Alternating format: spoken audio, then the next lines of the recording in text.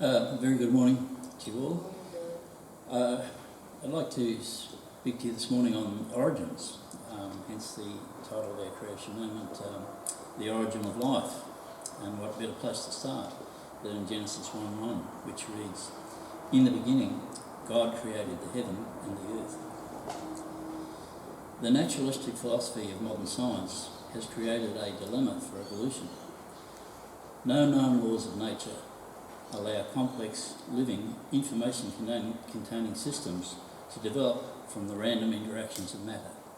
Yet, this is what is required in order for life to have evolved in the universe.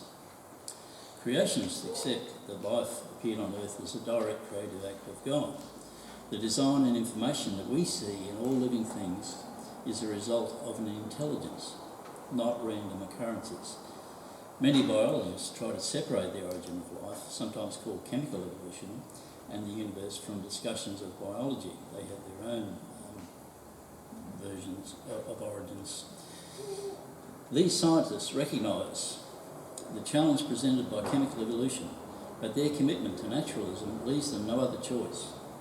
Many different models are used to explain how life can come from non-living matter, but all of these models, including the famous Miller-Urey experiment, that was an experiment in the 50s where they created life in a test tube, which has been discredited, including the famous Miller-Urey experiment, failed to account for the many chemical and biological barriers to spontaneously forming life. Research on how life first arose from inanimate matter is an example of historical science at its worst. There is absolutely no way to verify any hypothesis that attempts to explain how the very first living thing came about in a purely naturalistic way.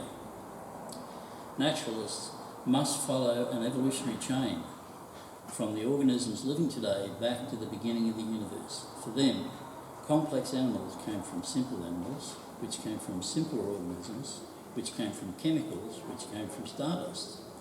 If one of these pieces is missing, evolutionary thinking loses its foundation. Naturalistic scientists often talk about evolution in more than the common biological sense, chemical organic evolution, and the evolution of the universe from the Big Bang often appear in biology textbooks despite attempts to separate the issues. One of the pioneering ideas in organic evolution was the primordial soup. According to this model, at some point in Earth history, the molten Earth cooled and oceans formed.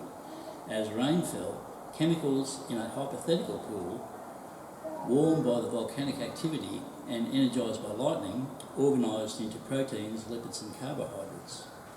These molecules then organised into cellular structures like proteins, DNA and cell membranes. The problem with this scenario is that chemistry prohibits it. Proteins do not form from piles of amino acids, and DNA contains a specific code that must be copied from another strand of DNA. Proteins cannot form in water because the water breaks the bonds that hold the amino acids together, a process called hydrolysis.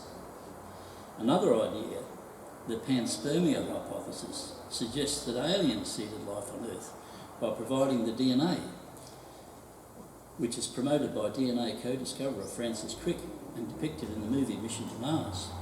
But this is a supernatural explanation and doesn't solve the problem of the origin of life. Where did the aliens come from? Besides which, supernatural is a thing that is not tolerated by hardcore evolutionists. Recently, a hypothesis involving bubbles from deep ocean vents was put forward, but the same chemistry limitations apply. One of the most recent ideas is that viruses were the first forms of life, but viruses need cells to reproduce themselves. At present, there is no consensus among evolutionary scientists as which of these scenarios produced life from simple chemicals. Another popular idea is that some intelligent designer created the universe and used the various types of evolution to accomplish his goals. This designer, supposedly, has intervened in history at various points and helped out his creation from time to time. The problem with this idea is that there's no way to tell when the designer intervened, and acceptance of this designer does not mean that God, the God of the Bible exists. Intelligent design as a movement does not recognise or promote any particular God, but accepts any. This idea may very well lead people away from the true God of the Bible by allowing them to choose whatever story they want to. The idea has been rejected by evolutionary scientists and the courts and Bible-believing Christians. The only true account of the origin of life on earth is found in the account of the only eyewitness who was there.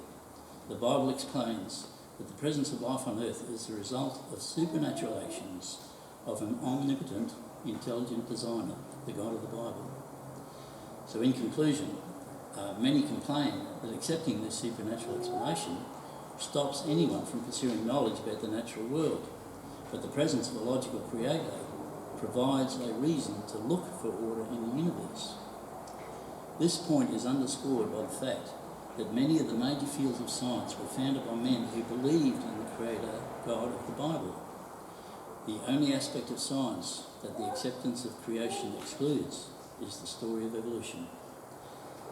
As Psalm 145, 5 and 6 state, "Happy is he that hath the God of Jacob for his help, whose hope is in the Lord his God, which made heaven and earth, the sea and all that therein is, which keepeth truth forever."